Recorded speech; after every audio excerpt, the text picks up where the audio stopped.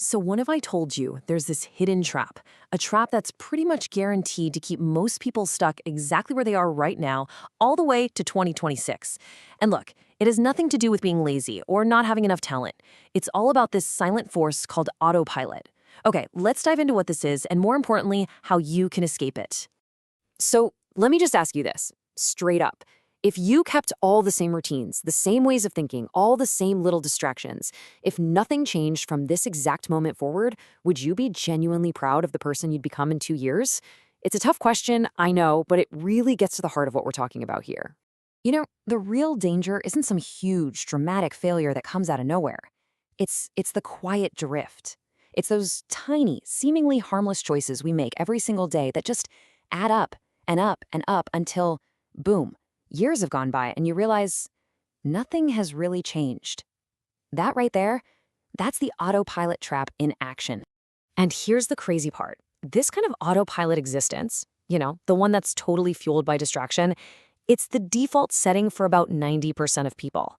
But, and this is the important part, here's the flip side. That means there is a massive opportunity for the 10% who decide to live just a little bit differently.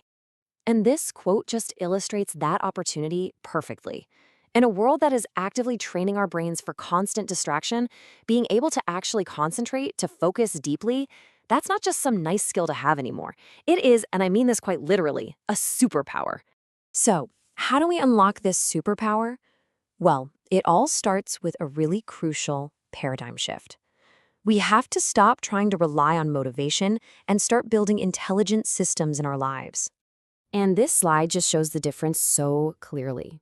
Look, motivation is great. It's fantastic when you have it, but it's fleeky. It's unreliable. It disappears the second life gets a little tough. Systems, on the other hand, they're designed to work even on your worst days. They are the reliable engine that makes your progress almost unavoidable. And here's the absolute truth of it all. Your goals, they set the direction, but it's your systems that actually get you there. You don't live at the level of your goals. You live at the level of your systems. So if your system is scattered, guess what? Your results are going to be scattered no matter how big and ambitious your goals are. All right, so that's the why. Now let's get into the good stuff, the practical how. We're going to build your focus system using 5 simple but really powerful micro habits. Here's our roadmap. It's super straightforward. We're going to cover the phone-free morning, the 1-hour focus block, designing your environment, the whole create versus consume mindset, and then something I love called the identity vote. Let's break them down one by one. Okay, first up, think about it. Most people wake up and immediately, before their feet even hit the floor, they flood their brains with chaos. News, emails, social media, you're instantly putting yourself in a reactive state. By just delaying your phone for 10 minutes, that's it, 10 minutes, you protect your focus and you start your day with a small intentional win. Next, we have to train our focus like a muscle, because the modern world encourages multitasking, which, let's be honest, is just a recipe for doing a whole bunch of things poorly. So the micro action here is simple. Dedicate 1 hour every single day to one task. No phone, no email pop-ups, no distractions. Just deep, concentrated work. And this chart shows you exactly why this is so critical. Multitasking, it creates the illusion of productivity, right? Lots of activity, but very low results. A single, dedicated focus block, however, leads to real, meaningful progress. It's about being effective, not just being busy. All right, let's move to our third habit. And this one is a total game changer. Your environment, your physical surroundings, they have a way bigger impact on your behavior than willpower ever will. If your workspace is filled with distractions, you are basically setting yourself up to fail from the start. So the key is to make discipline easy. A really simple action, like just putting your phone in another room when you need to focus, sends this powerful signal to your brain that it's time to work. It stops being about willpower, it's just about smart design.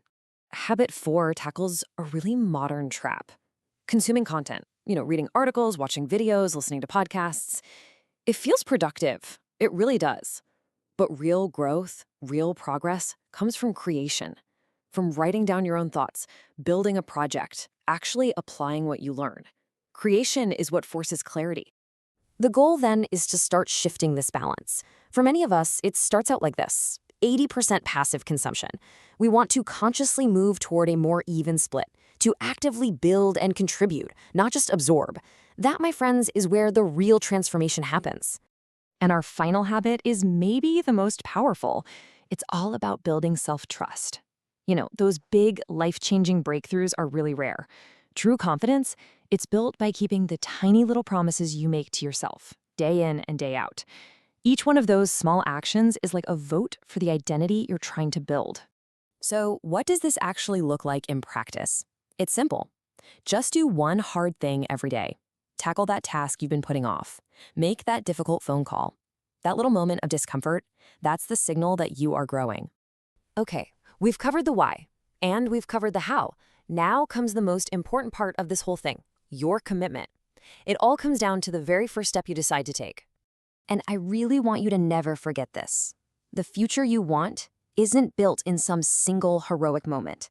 It's forged in the quiet, consistent, small actions you take every single day, especially when no one else is watching. That's what compounds into massive change by 2026. Are you feeling maybe a little overwhelmed right now? Don't be. The whole point of this system is that you start small. You don't need to implement all 5 of these habits tomorrow. In fact, please don't. That's not the goal at all. The goal is to just pick one. Seriously, just one. Look at this list again. Which one of these feels like the most impactful, or maybe the most achievable, first step for you, right now? That's your starting point. So I'll leave you with this one final question. Don't think about next week or even tomorrow. Think about today.